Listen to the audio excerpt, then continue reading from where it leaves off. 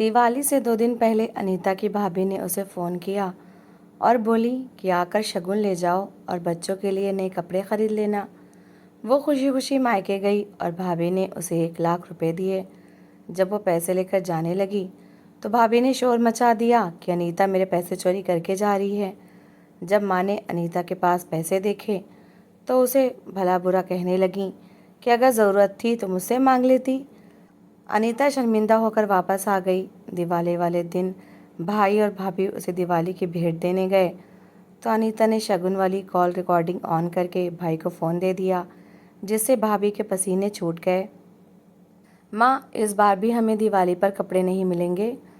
जब से पिताजी गए हमें तो कपड़े ही नहीं मिलते, वही पुराने कपड़े पहनकर गुजारा करना पड़ता है। मासूम सूरत वाली गुड़िया ने आकर अनीता से ये बात कही तो जैसे अनीता के दिल पर किसी ने छुरी चला दी हो। उसने फ़ौरन बेटी को अपने पास बिठाया और उसके सर पर प्यार से हाथ फेरने लगी। उसकी आंखों में नमी तैरने लगी थी, मगर उसने खुद को संभाल लिया। बच्चों के सामने वो कभी अपनी कमज़ोरी जाहिर नहीं करना चाहती थी। उसने प्यार भरे स्वर में कहा, बेटा कोई बात नहीं, पुराने कपड़े हों या नए कपड़े, ये भी किस्मत से ही मिलते हैं। दुनिया में बहुत से ऐसे लोग हैं जिनके पास पहनने के लिए पुराने कपड़े भी नहीं होते, इसलिए हर हाल में भगवान का धन्यवाद करना चाहिए। अनीता ने तो बड़ी बात कह दी थी, मगर उसे नहीं मालूम था कि गुड़िया के मासूम दिमाग में उसकी बात कितनी समझ आई है। गुड़िया ने खामोशी से सर हिला दिया और फिर अपने खिलौनों के साथ खेलने लगी। कुछ ही पलों में वो अपने दुनिया में मगन हो गई थी, मगर अनीता वहीं बैठी सोचों में गुम हो गई। उसके दिल में अजीब सी बेबसी उतर आई थी। वो धीरे से बोली, हे भगवान, हर बार यही सोचती हूँ कि इस बार बच्चों को दिवाली पर ज़रूर नए कपड़े दूंगी, मगर हालात ऐसे हो जाते हैं कि कभी राशन के पैसे नहीं होते और कभी किसी और ज़रूरत के लिए खर्च निकल आता है। बच्चों को कपड़े कहाँ से दिलवाऊँ? उसकी आंखों के सामने पति की यादें भी ताज़ा हो गईं। पति के जाने के बाद ज़िंदगी जैसे एकदम बदल गई थी। पहले घर में तंगी तो थी, मगर इज्जत और सुकून था। पति हमेशा कोशिश करता था कि बच्चों की छोटी बड़ी ख्वाहिशें पूरी कर दे। दिवाली के दिन बच्चों के चेहरों की खुशी देखकर वो खुद भी खुश हो जाता था, मगर अब सब कुछ बदल चुका था। इन्हीं ख्यालों में गुम थी कि अचानक उसके मोबाइल की घंटी बजने लगी। उसने चौंक कर मोबाइल उठाया और स्क्रीन पर नज़र डाली तो भाभी का नाम देखकर हैरान रह गई। भाभी आमतौर पर उसे फ़ोन नहीं करती थीं। उसने फ़ौरन कॉल रिसीव कर ली और नमस्ते किया। भाभी ने भी जवाब दिया और आदत के विपरीत बहुत नरम और मीठे स्वर में उसका हाल पूछने लगीं। अनीता को थोड़ी हैरत भी हो रही थी, क्योंकि भाभी आमतौर पर उससे इतने प्यार से बात नहीं करती थीं। कुछ पल इधर उधर की बातों के बाद भाभी असल बात पर आ गईं। उन्होंने कहा कि अनीता, मैंने और तुम्हारे भाई ने शगुन के पैसे निकाल कर रखे हैं। मैं सोच रही थी कि तुम आकर ले जाओ। मुझे लगता है इन पैसों पर सबसे ज़्यादा हक तुम्हारा ही है। बच्चों के लिए दिवाली के कपड़े खरीद लेना और जो ज़रूरी सामान हो वो भी ले लेना। भाभी की बात सुनकर अनीता की खुशी की कोई हद न रही। उसकी आंखों में आंसू आ गए थे, मगर ये खुशी के आंसू थे। उसने भर्राई हुई आवाज़ में कहा, भाभी आपका बहुत धन्यवाद कि आपने हमें इस समय याद रखा। मैं कल ही आ जाऊंगी और पैसे ले जाऊंगी। फ़ोन बंद करने के बाद वो कुछ पल वहीं बैठी रही। उसका दिल शुक्र के भाव से भर गया था। फिर वह फ़ौरन उठी और भगवान के सामने हाथ जोड़कर प्रार्थना की। वह भगवान का धन्यवाद कर रही थी कि उन्होंने उसकी लाज रख ली। बच्चों के नए कपड़ों का इंतज़ाम हो गया था। प्रार्थना के बाद भी उसके चेहरे पर खुशी साफ नज़र आ रही थी। उसे लग रहा था जैसे उसके कंधों से बहुत बड़ा बोझ उतर गया हो। दिवाली के दिन बच्चों के चेहरे खुशी से दमकते देखने का ख्याल ही उसे सुकून दे रहा था। रात को जब बच्चे उसके पास बैठे तो वो उन्हें प्यार से देखती रही। दिल ही दिल में सोच रही थी कि इस बार मेरे बच्चों को भी नए कपड़े मिलेंगे, वो भी दिवाली के दिन दूसरों की तरह खुश होंगे। अगले दिन सुबह बच्चों को स्कूल भेजने के बाद उसने जल्दी से घर के काम निपटाए।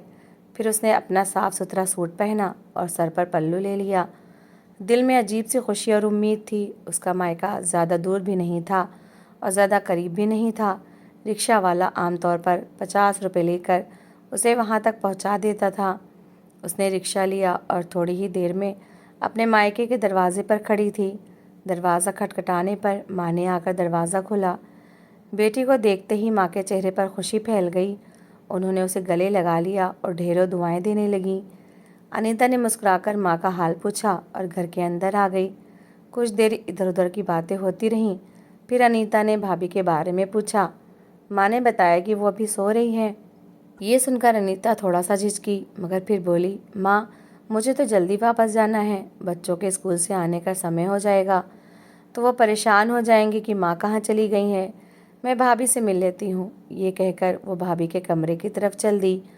उसी समय भाभी ने दरवाज़ा खोला और उसे देखकर बोली, अरे अनीता तुम आ गई हो, आओ अंदर आओ। भाभी ने उसका हाथ पकड़ा और मोहब्बत से अंदर ले गई। अनीता हैरान हो रही थी कि आज भाभी इतना प्यार क्यों दिखा रही हैं। वो तो कभी उसे झूठे मुंह पानी तक नहीं पूछती थीं। कमरे के अंदर ले जाकर उन्होंने उसे साफ सुथरे सोफे पर बिठाया। भाभी अलमारी के पास गईं और कुछ देर बाद पैसों का एक बंडल निकाल कर ले आईं।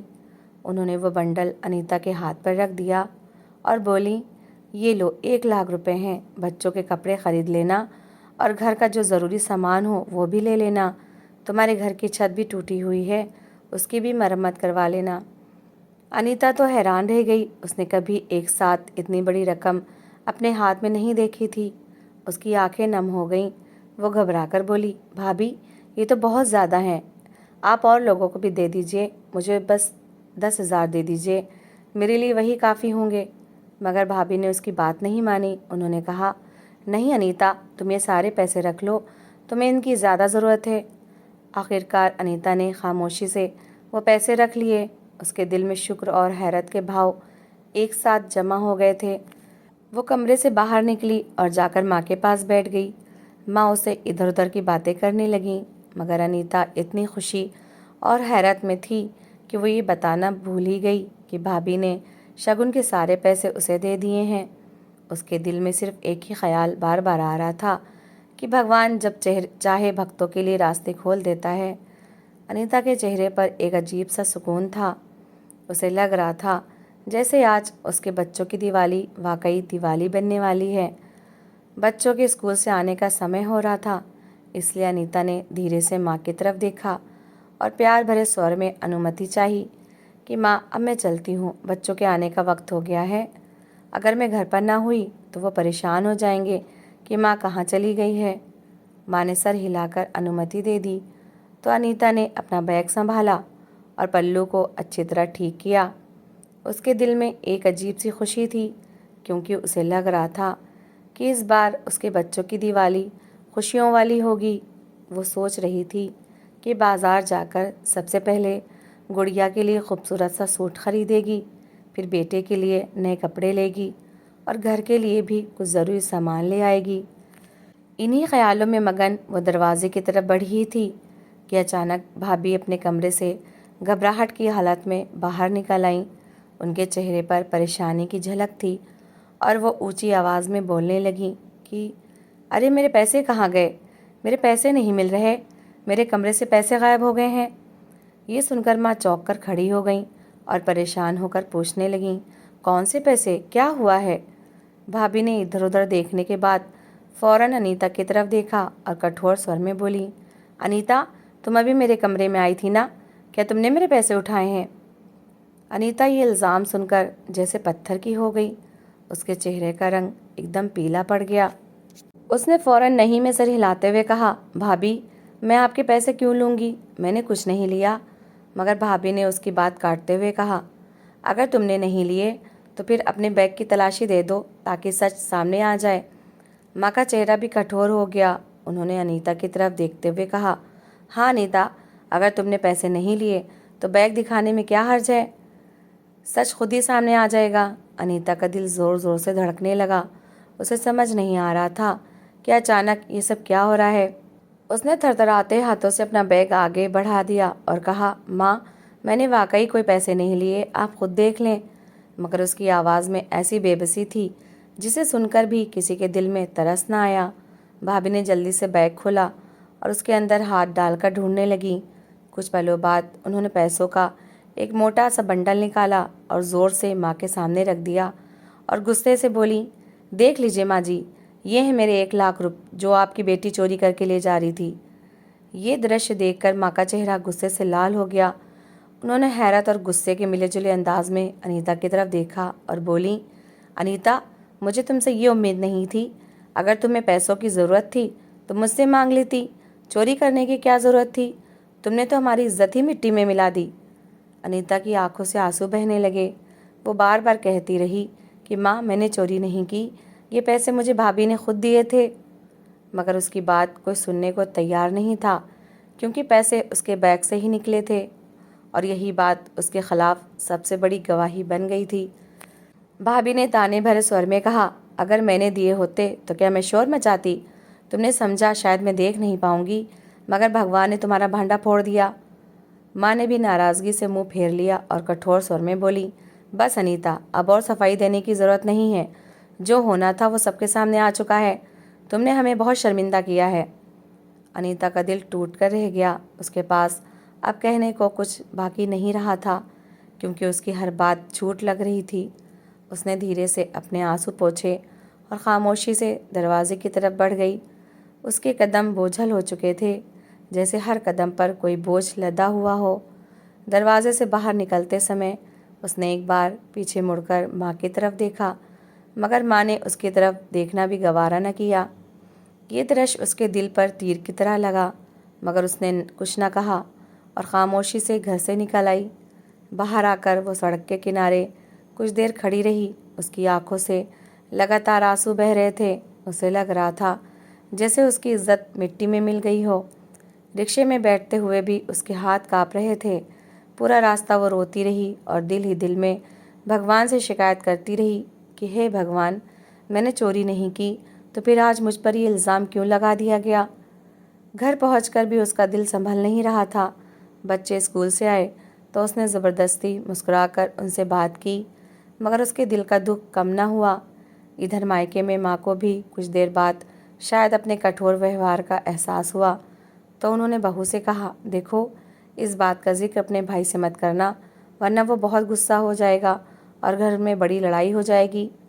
भाभी ने फ़ौरन सर हिला दिया और बोली, ठीक है माँ जी, मैं आपकी बात मान लेती हूँ, मैं इस बात का जिक्र नहीं करूँगी। इस तरह ये बात वहीं दब गई और अनीता के भाई को इस हादसे का कुछ भी पता ना हो सका। समय बीतता रहा और दिवाली की रात आ गई, मगर अनीता के दिल में खुशी कहीं खो चुकी थी। दिवाली की सुबह जब सब बच्चे सादा से पुराने कपड़े पहनकर उसके पास बैठे थे, तो उसके दिल में फिर दर्द की एक लहर उठी, मगर वो खामोश रही। इसी दौरान अचानक दरवाजे पर दस्तक हुई। अनीता ने दरवाज़ा खोला तो सामने उसका भाई और भाभी खड़े थे। भाई के हाथ में मिठाई का डिब्बा था और चेहरे पर मुस्कुराहट थी। वो खुशी से बोला, बहन, दिवाली मुबारक, मैं तुम्हें दिवाली की भेंट देने आया हूँ। और ये कहते हुए वह घर के अंदर कदम रखने लगा, जबकि अनीता खामोश खड़ी उन्हें देख रही थी और उसके दिल में बहुत सी बातें एक साथ मचल रही थीं। अनीता ने उन्हें कुछ पल खामोशी से देखा। उसके चेहरे पर उदासी साफ नज़र आ रही थी। भाई ने हैरान होकर पूछा, तुम इतनी चुप चुप क्यों हो? सब ठीक तो है? अनीता ने धीरे से नज़रें झुका ली और धीमी आवाज़ में बोली, आप मेरे घर क्यों आए हैं? मैं तो चोर हूँ ना। भाई ये सुनकर हैरान रह गया। उसने फ़ौरन पूछा, ये तुम क्या कह रही हो? इस बात का क्या मतलब? भाभी ने जल्दी से बात संभालने की कोशिश की और बनावटी अफसोस के साथ बोली, परसों ये हमारे घर आई थी, मेरे कमरे से पैसे चोरी कर लिए थे। माँ ने इन्हें डांट दिया तो नाराज़ होकर चली आई। अब इसमें मेरा क्या दोष है अगर इन्होंने चोरी की थी? मैं परसों से इन्हें कॉल भी कर रही हूँ, लेकिन इन्होंने मेरी एक कॉल का जवाब नहीं दिया। मैं चाहती थी कि जो पैसे इन्होंने चुराए हैं इन्हीं को ही दे दूँ। मैं तो इन पैसों की ज़्यादा परवाह भी नहीं करती, लेकिन वो शगुन के पैसे थे, इसलिए मुझे चिंता हुई। ये सुनकर अनीता की आंखों में आंसू आ गए, मगर इस बार उसके चेहरे पर अजीब सा हौसला भी था। वो धीरे से बोली, मैंने चोरी नहीं की थी, वो पैसे मुझे खुद भाभी ने दिए थे। भाभी ने फ़ौरन तंज़िया अंदाज में कहा, अगर मैंने दिए थे तो फिर मैं शोर क्यों मचाती? ये झूठ बोल रही है। जब पकड़ी गई तो उल्टा मुझ पर इल्ज़ाम लगाना शुरू कर दिया और मुझे माँ की नज़र में भी बुरा बना देती अगर इनके बैग से पैसे ना निकलते। भाभी ने दुख भरे स्वर में कहा था। भाई अब भी हैरान खड़ा था। उसे समझ नहीं आ रहा था कि असल बात क्या है। तब अनीता खामोशी से अंदर गई और अपना मोबाइल ले आई। उसने मोबाइल ऑन किया और एक रिकॉर्डिंग खोलकर भाई के हाथ में दे दी। भाई ने हैरत से मोबाइल कान से लगाया। कुछ पलों बाद भाभी की आवाज़ साफ सुनाई देने लगी, वही मीठी आवाज़ जिसमें वो कह रही थी कि अनीता, आकर शगुन के पैसे ले जाओ और बच्चों के कपड़े खरीद लेना। रिकॉर्डिंग ख़त्म हुई तो कमरे में गहरी खामोशी छा गई। भाई के चेहरे का रंग बदल चुका था, उसकी आंखों में गुस्सा साफ नज़र आ रहा था। उसने गुस्से से भाभी की तरफ देखा। भाभी के चेहरे की मुस्कुराहट गायब हो चुकी थी, उसके माथे पर पसीना आ गया था। वो नज़रें झुकाकर खड़ी हो गई। भाई ने कठोर स्वर में पूछा, ये सब क्या है? तुमने अनीता पर इतना बड़ा इल्ज़ाम क्यों लगाया?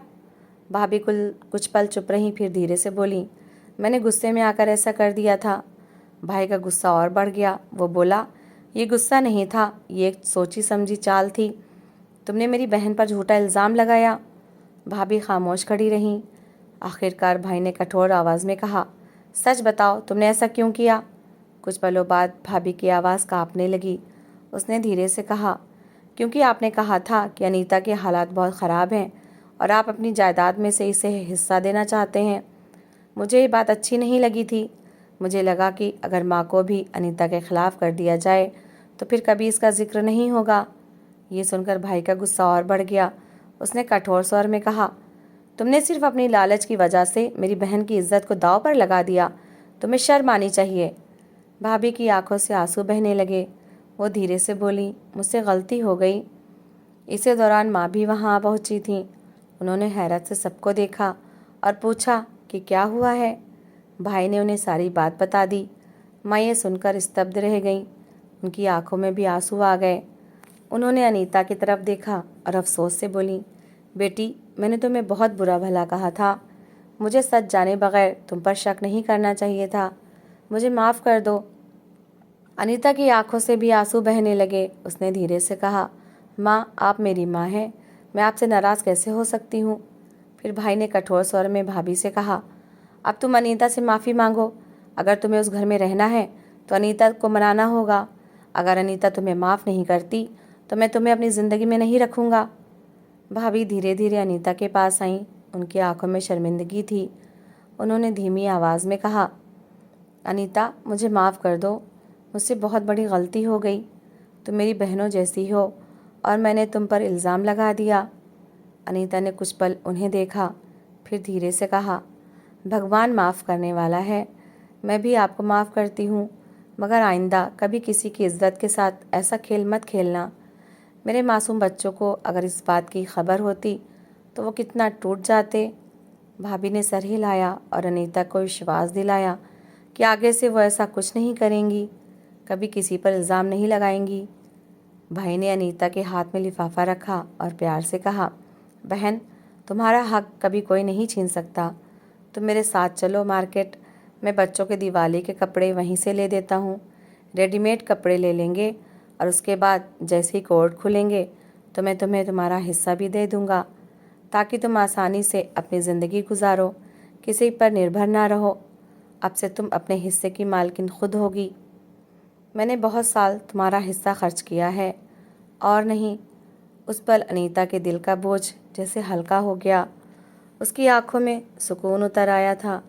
दिवाली का दिन था और सच आखिरकार सामने आ चुका था। अब उसके बच्चों की दिवाली भी खुशियों भरी होने वाली थी।